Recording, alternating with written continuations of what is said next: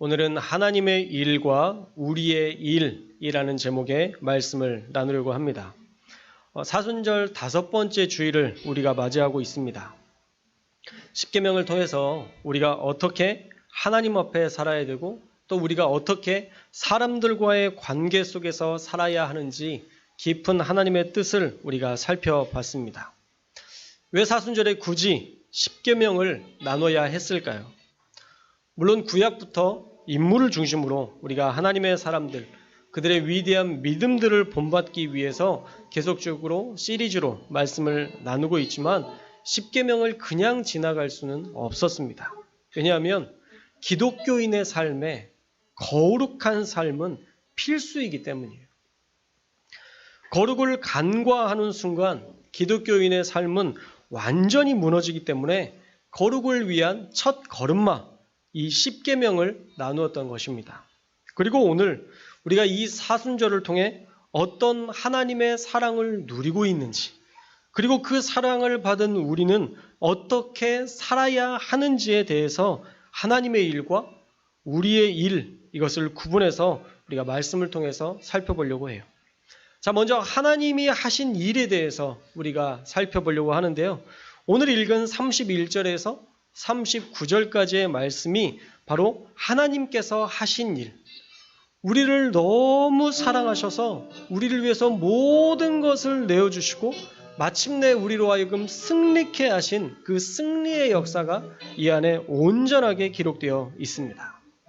31절 말씀해 볼까요? 31절 말씀에 보면 하나님이 우리를 위하시면 아무도 우리를 대적할 수 없습니다 라고 선언합니다.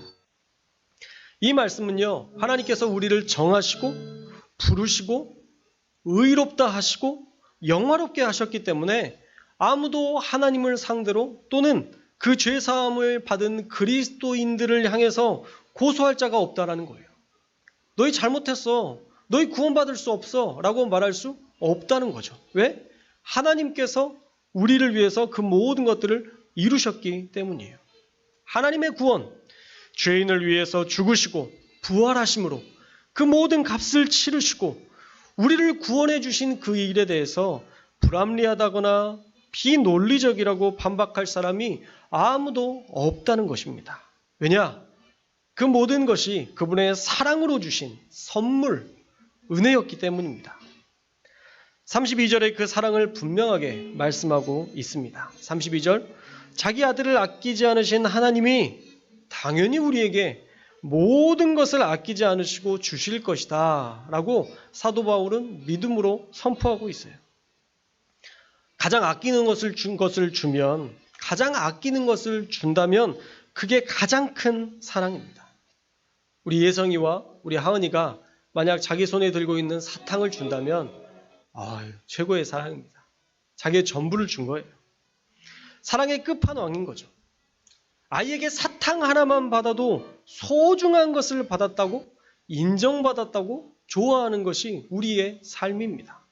그런데 우리에게 생명을 내어주셨으니, 아니 생명 내어주시고 끝난 게 아니라 자세히 읽어보시면 32절에 그 아들과 함께 모든 것을 주신다라고 약속하셨어요. 그러니 우리가 못 받을 은혜가 하나도 없다라는 은혜의 약속인 것입니다. 정말 그리스도인들의 간증을 보면 도저히 변화되지 않을 것 같은 사람들이 변화되고 인생의 가정에서 큰 상처와 아픔으로 도약할 수 없을 만큼 고통받는 가정에서도 그 상처를 뛰어넘고 하나님의 위대한 일에 쓰임받는 귀한 살아있는 사람들의 간증들, 질병에서 악한 영으로부터 다양한 문제로부터 치유받고 노임받는 일들을 우리가 지금도 넘치도록 그 간증의 역사들을 들을 수 있습니다. 그게 가능한 이유는 여전히 그리스도와 함께 자기의 아들을 내어주신 그 사랑과 더불어 우리에게 모든 것을 주시고자 하는 하나님의 은혜가 있기 때문에 가능한 줄로 믿습니다. 그래서 33절과 34절 아무도 그리스도인들을 고발하지 못합니다. 우리를 정죄할 자도 없습니다. 왜냐? 예수님께서 친히 우리를 위해 하늘 보좌에서 우리를 중보하시고 우리를 변론하시기 때문에 우리의 죄사함은 더 이상 논쟁의 대상이 되지 않습니다. 여러분이 지은 죄는 하나님 앞에서 우리가 철저하게 회개하기만 하면 완벽하게 죄사함을 받습니다. 간혹 사단이 우리의 죄에 대해서 죄책감을 주고 네가 지은 그 죄 때문에 망할 것이라고 엄포를 놔도 우리가 철저히 회개했다면 그 죄는 더 이상 우리와 상관없습니다. 논쟁 대상이, 논쟁거리가 안 되는 것이죠. 그래서 그리스도인들이 속죄의 은혜로 자유함을 얻어 살 수 있게 된 거예요.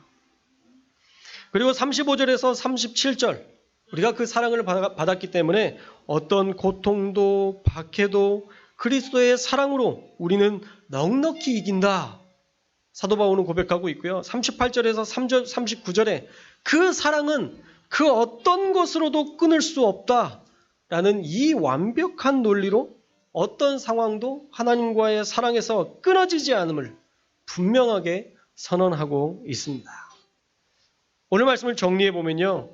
하나님이 자기 아들을 내어주신 그 사랑으로 아들과 함께 모든 것을 주셨던 분인데 그것을 통해서 죄 사함의 문제도 해결해 주셨고 상황적인 어려움도 해결해 주셔서 마침내 우리는 그 사랑으로 세상을 넉넉히 이기고 그 사랑에서 끊을 수 없는 그 큰 은혜 안에 살게 될 것이라는 승리를 선포한 복음이 오늘 로마서 8장 31절에서 39절까지의 말씀이었습니다. 그래서 오늘 본문에서는 하나님의 일, 하나님의 사랑으로 우리가 얼마나 철저하게 보호받고 있는지를 자세하게 설명해 주고 있습니다. 그 사랑을 의심하지 않는 사람에게는 완벽한 끝까지 지키시는 하나님을 경험하며 살 수 있습니다. 자, 그런데 이제 우리의 일이 남았죠. 하나님의 일은 다 하셨어요. 하나님은 절대 우리를 포기하고 싶지 않으셔서 자기의 아들과 함께 우리에게 모든 것을 주셨습니다. 하나님의 일은 사실 이미 이 십자가에서 다 해결됐어요. 문제는 인간이 다양한 방법으로 하나님과 멀어지고 있다는 것이 가장 큰 문제라는 것입니다.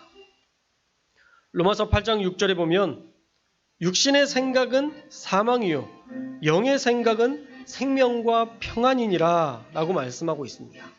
사람이요 육신의 일을 따라 살아서 죽게 될 수도 있고 사람이 영의 일을 따라서 생명을 얻을 수도 평안을 얻을 수도 있다는 것이죠. 사람이 살면서 우리는 선택할 수 있는데 영의 일을 선택하느냐 육의 일을 선택하느냐에 따라서 사망을 얻을 수도 있고 생명을 얻을 수 있다라는 것입니다. 또 8절에 육신의 일은 하나님을 기쁘시게 할 수 없다라고 분명하게 경고하고 있습니다. 자, 그러면 영의 일은 무엇이고 육의 일은 무엇일까?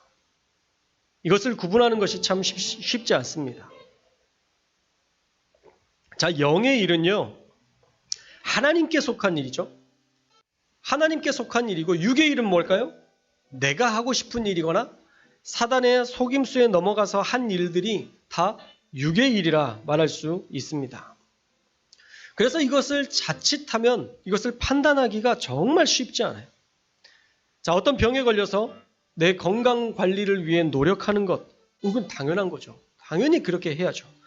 그런데 만약 그 질병을 해결하는 데만 정신을 쏟아서 하나님과 점점 멀어진다면 결국 그 일은 하나님의 일이 아니라 영의 일이 아니라 육의 일로 전락하는, 그래서 그 결과는 사망일 수밖에 없는 일로 나아갈 수밖에 없다는 것이죠.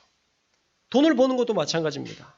가족을 위해 돈을 벌지만 남을 밟고 일어서야 내가 돈을 버는 것이라면, 그래서 부자가 됐다면 그것은 영의 일이 아니라 육의 일이 되는 것이죠. 하나님께 드릴 예물은 등한시하면서 다른 것에 마음을 쏟고 투기나 투자에만 정신을 쏟는다면 그 일이 바로 육의 일이 되어서 최근에 대한민국을 들썩이게 만드는 LH 사건처럼 고발 대상이 되어 수고한 모든 것이 수포로 돌아갈 수도 있게 된다는 것입니다. 그래서 우리 그리스도인들은요, 편법에 능해서는 안 돼요. 정도를 걸어야지 편법을 통해서 나아가서는 안 됩니다. 당장에는 우리가 유익해 보여도 나중에는 더 많은 것을 잃게 될 수도 있는 거예요.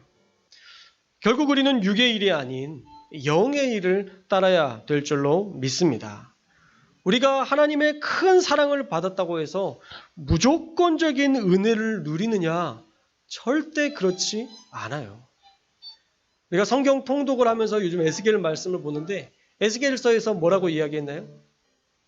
악한 자라도 하나님의 말씀을 듣고 돌이키면 하나님께서 그 사람 받아주신다는 거예요. 그러나 의인이라 할지라도 그가 그 의인의 자리에서 돌이켜 악한 일을 행하면 하나님께서 그를 심판하신다는 거예요.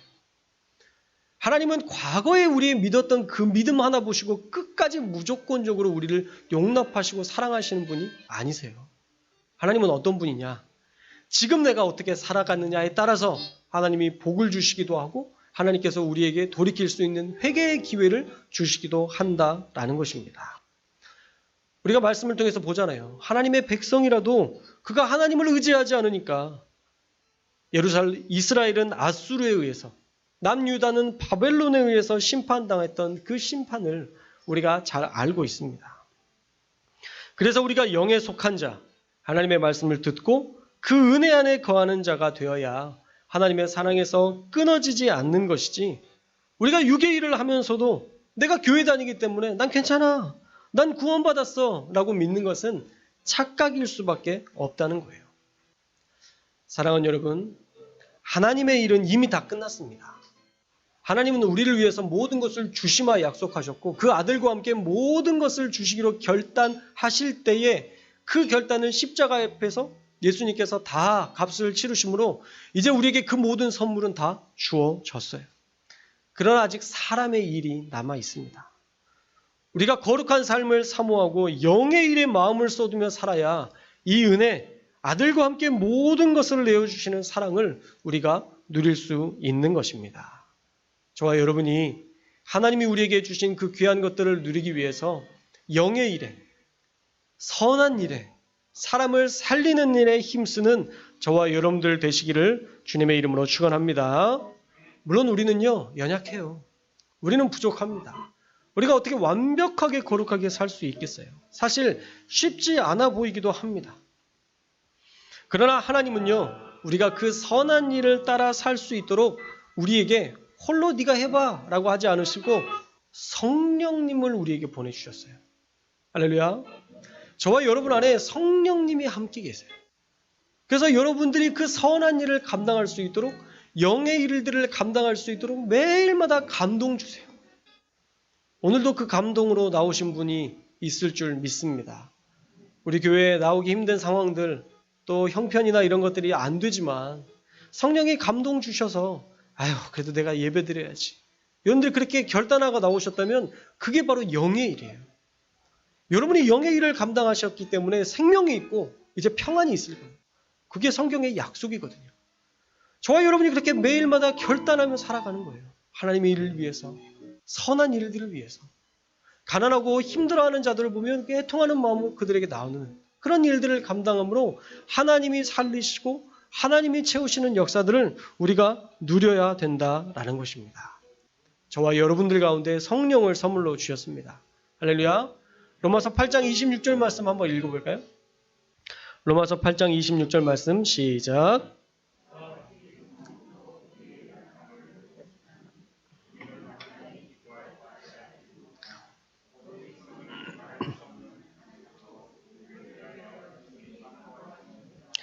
아멘. 말씀 많이 들으셨죠? 누가 도우신대요? 우리의 연약함을 누가 도우신대요? 성령님께서. 세번역은 이렇게 말씀하고 있어요. 이와 같이 성령께서도 우리의 약함을 도와주십니다.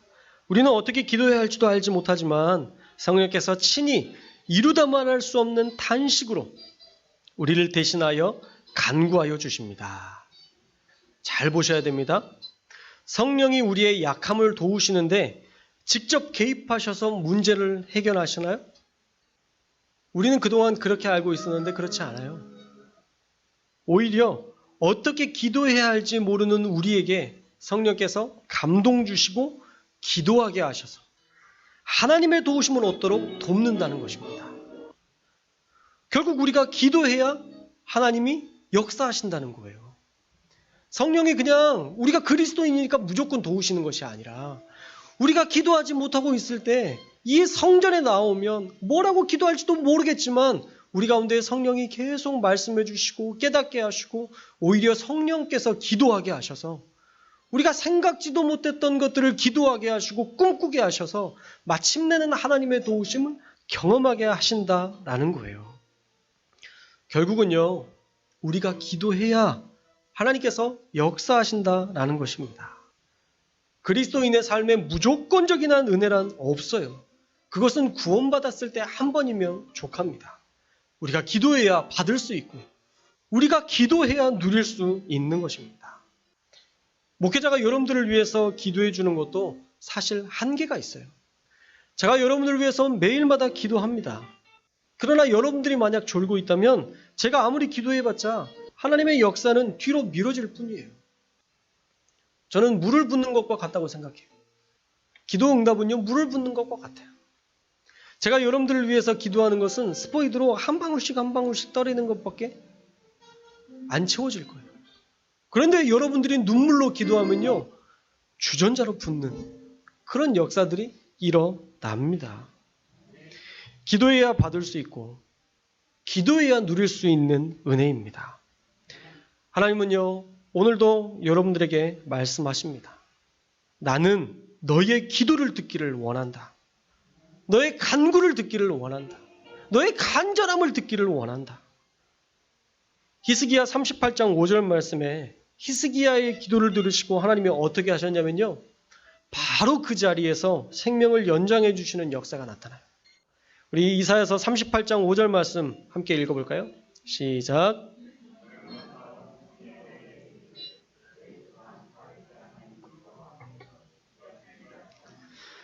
내가 내 기도를 들었고 내 눈물을 보았노라. 내가 내 수 안에 15년을 더하고. 아멘. 자, 이 이사야 선지자에게 하나님께서 명령하십니다. 네가 히스기야에게 가서 생명의 연한이 다했다라고 전달해라. 그래서 이사야가 그렇게 이야기를 전했어요. 그랬더니 히스기야가 어떻게 했느냐? 바로 그 자리에서 무릎 꿇고 눈물로 기도하기 시작했어요. 하나님 앞에 간절하게 기도하기 시작했어요. 그랬더니 이사야가 그 말을 전하고 돌아가는 길목에 하나님께서 다시 히스기야를 찾아가라고 얘기하세요. 그러면서 이야기하셨던 말씀이 이사야서 38장 5절 말씀이에요. 내가 그의 기도를 들었고 그의 눈물을 내가 보았다. 그러니 내가 그의 연한을 15년 연장해 줄 것이다.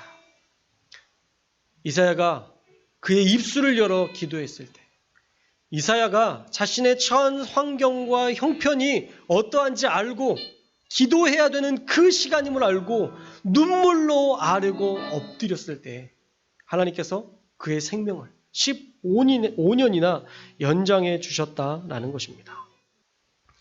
자, 그러니까 누가 기도해야 될까요? 그래도 목사님이 하셔야죠. 제가 해야 될까요? 아닙니다. 저는 여러분들을 위해서 수시로 기도하고 있어요. 여러분이 생각날 때마다 일부러 생각해서 여러분들을 제가 이렇게 기도하고 있습니다. 제 기도 포즈가 이거예요. 이게 뭔지 아세요? 애기 안고 있는 것처럼 제가 여러분들을 한 명씩 여기에 눕혀놓고 제가 안고 기도하고 있어요. 하나님, 우리 권사님, 우리 집사님, 우리 성도님, 특별히 여기에 자주 누우시는 분들은 힘든 분들, 특별히 더 아픈 분들은 제가 더 많이 이렇게 제가 안고 기도하는 그 어미의 마음으로 이렇게 매일마다 기도하고 있습니다. 그러나 그 기도는 한 방울이에요. 그 기도 모아봤자 우리 성도들 다 나눠서 기도하는 거 나눠봤자 얼마 안 될 거예요. 여러분의 입술을 열어서 하나님 앞에 기도할 때 하나님께서 주전자를 붓는 것처럼 부어주셔서 하나님이 역사하신다는 것, 저와 여러분이 깨달을 수 있기를 주님의 이름으로 축원합니다. 성령께서 말할 수 없는 탄식으로 우리가 기도할 수 있도록 감동 주실 때 이제 결단은 여러분이 해야 되는 거예요. 기도는 여러분이 해야 되는 거예요. 기도하고 결단하면 어떤 일이 벌어질까요? 로마서 8장 28절 말씀에 보니까 우리가 알거니와 하나님을 사랑하는 자, 곧 그의 뜻대로 부르심을 입은 자들에게는 모든 것이 합력하여 선을 이루느니라. 우리가 하나님을 사랑하고 하나님을 믿는 믿음으로 우리 입술을 열어서 기도하면요, 하나님이 모든 것이 합력해서 선을 이루게 하신대요. 조금 안 좋은 것 같은데도 하나님께서 좋은 사람들을 붙여주시고, 어떤 일에 대해서도 안 될 것 같은데 하나님 앞에 기도하면 그 일을 이룰 수 있는 사람들을 붙여주시고, 그 일이 안 될 것 같은데도 이제 사람의 일이 끝나면 하나님께서 강권적으로 역사하셔서 그 모든 문제를 완벽하게 해결해 주시는 이 하나님의 일을 우리가 감당하기 위하여서, 우리가 받을 수 있게 위하여서 기도할 때 하나님이 그 모든 것 우리에게 주신다 약속을 보증해 주고 계십니다. 그러므로 우리의 일, 영의 일을 따라 사는 것, 하나님 앞에 간절히 기도하고 하나님과 더불어 살아가고 우리가 세상 속에서 빛과 소금의 역할을 감당하는 것, 우리가 반드시 해야 될 일인 줄 믿습니다. 사실 하나님은 더 이상 우리를 위해서 하실 것이 없어요. 우리를 얼마나 사랑하시는지 증명할 것도 없습니다. 자기 아들을 내어주셨어요. 아들을 내어주신 사랑은 그 어떤 것과 비교할 수 없습니다. 제가 수시로 예화로 하죠.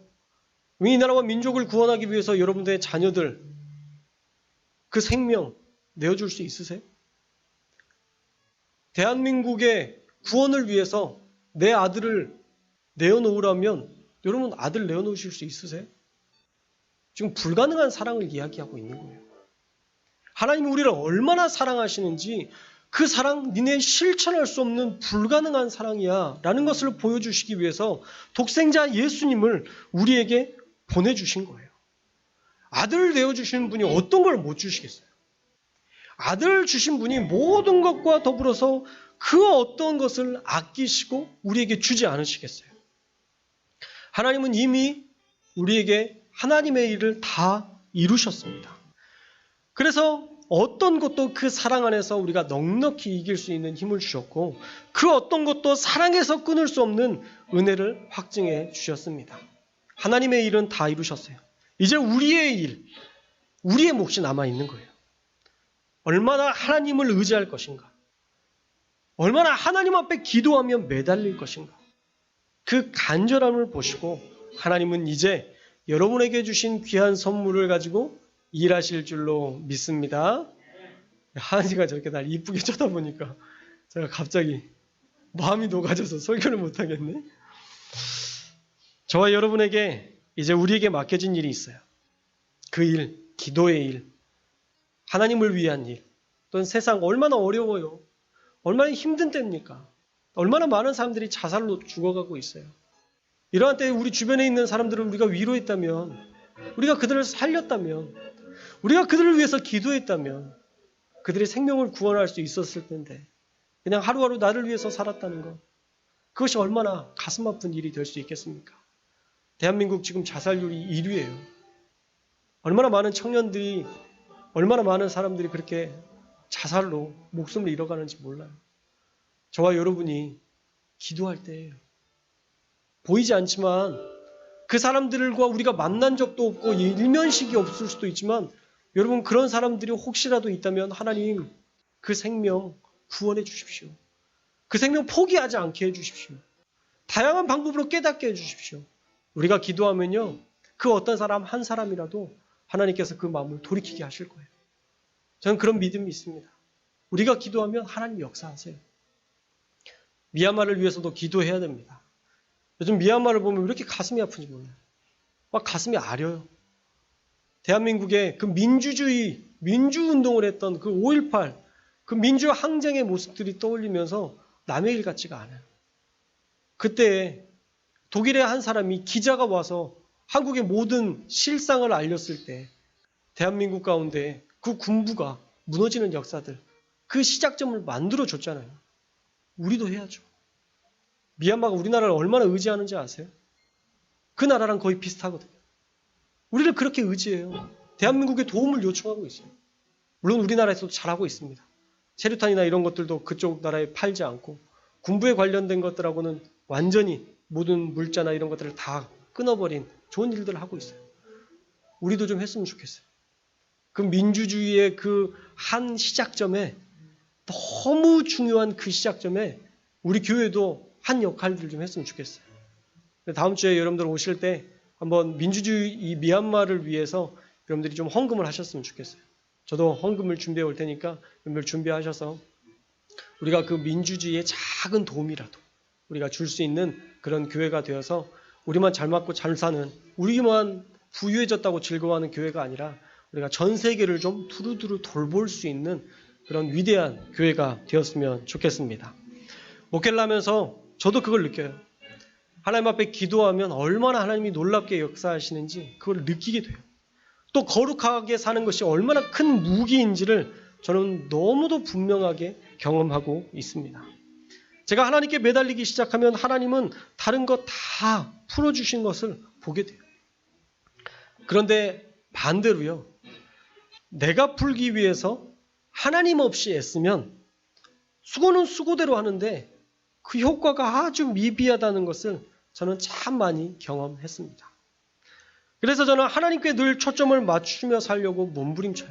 어떤 문제가 생겼을 때 그 문제 해결하기 위해서 사람을 만나고 해결하는 것보다 훨씬 쉬운 방법은 하나님 앞에 기도하는 거예요. 하나님, 이런 문제가 생겼는데 하나님께서 선하게 해결해 주십시오. 관계의 문제든 어떤 건강의 문제든 질병의 문제든 어떤 것이든 상관없어요.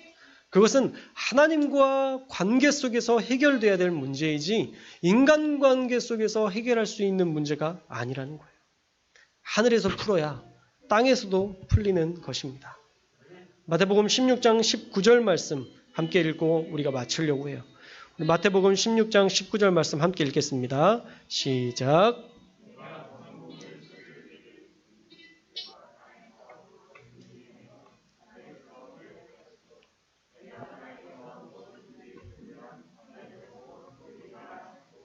아멘. 자, 천국을 열 수 있는 열쇠 베드로에게 주시겠다. 또 많은 그리스도인들에게 주시겠다. 2000년 전에 약속하셨으니까 이 열쇠는 우리에게 있을까요? 없을까요? 있어요, 이미. 저와 여러분에게 다 주어진 거예요. 구원을 받은 자들에게는 이 천국의 열쇠를 다 우리에게 선물로 주셨습니다. 그래서 그 보물창고에서 얼마든지 꺼낼 수 있는 권세를 우리가 가졌는데 말씀해 보니까 땅에 매여 있으면 하늘에서도 매여 있대요. 매인다는 것은 헬라어로 네오라는 말인데 끈을 묶다, 금지하다라는 뜻이에요. 우리가 땅에서 하나님께 구하는 것을 묶어버리고 우리가 하나님께 간구하는 것을 금지하고 우리가 하지 않으면 하늘에서도 천국 열쇠 사용 금지 명령이 떨어져서 하나님의 역사를 누릴 수 없게 된다는 거예요. 반대로 우리가 땅에서 풀면 리오, 잠긴 것을 풀어주다, 원상태로 복귀하다라는 뜻인데 우리가 하나님 앞에 기도와 간구로 우리가 땅에서 풀기 시작하면 천국 열쇠 사용이 원상태로 복귀되어서 마음껏 그 아들과 함께 모든 것을 내어주신 사랑의 상태로 바뀌어서 기도하는 그 사람에게 모든 것을 마음껏 누리게 하시는 은혜가 이제 다시 시작된다라는 것입니다. 그러니 이제 우리의 일을 해야 되는 거예요. 사랑하는 여러분, 육의 일에 속한 일들 버릴 수 있기를 주님의 이름으로 축원합니다. 내 욕심, 내 자아, 죄 안에 살면서도 괜찮다고 여기는 작은 죄들 제발 다 버리십시오. 여러분, 작은 것이 무너지니까 큰 것이 무너지는 거예요. 댐이 처음부터 팍 폭파돼서 그게 그 많은 물들이 쏟아져 나오는 거예요? 아니에요. 실금부터 시작해요. 그리스도인이 그동안 실금이 있는데도 괜찮다고 생각하고 안 무너질 거야. 안 깨질 거야. 그냥 그렇게 우리의 마음속에서 이해할 수 없는 믿음을 가지고 살았어요. 그게 믿음이 아닌데. 그 작은 것들이 무너지게 만드는 것임에도 불구하고 그렇게 살아갔다는 거죠. 내 자아, 내 욕심, 죄, 관계가 깨지는데도 괜찮아요. 안 보면 돼. 어떻게 안 보면 돼요? 그리스도인들이 천국에서 영원히 함께 살 사람들이 어떻게 안 보면 돼요? 어떻게든 그 하나됨을 만들고 어떻게든 그 문제를 해결하려고 몸부림쳐야지. 어떻게 안 보고 그냥 말아요? 그건 그리스도인의 방법이 아니에요. 주님이 원하시는 방법이 아니에요. 작은 것이 무너지면 큰 것도 무너집니다. 그런데 작은 것에 철저하면 하나님 그 귀한 몸부림 기뻐하시고 큰 것을 우리에게 허락해 주시는 줄 믿습니다. 그러니 이제 여러분이 영의 일에 마음을 쏟으셨으면 좋겠어요. 영의 일에 속한 일들, 예배, 기도, 찬양, 봉사, 남을 위해 돕는 선한 일 등등 하나님이 기뻐하시는 일을 위해서 우리가 이제 땅에서 푸셨으면 좋겠습니다. 그러면 하늘에서도 반드시 풀려질 줄로 믿습니다. 한 주간 우리에게 주신 이 은혜를 기억하여서 하나님의 일은 이제 다 이루셨으니 우리의 일을 완성해서 아직 매여있는 일들이 있다면 우리의 눈물과 기도로 그것을 풀어내서 하나님께서 원상태로 복귀해 주실 뿐만 아니라 아들과 함께 모든 것을 주시마 약속하신 그 은혜 마음껏 누리며 살 수 있는 저와 여러분의 한 주 되시기를 주님의 이름으로 축원합니다.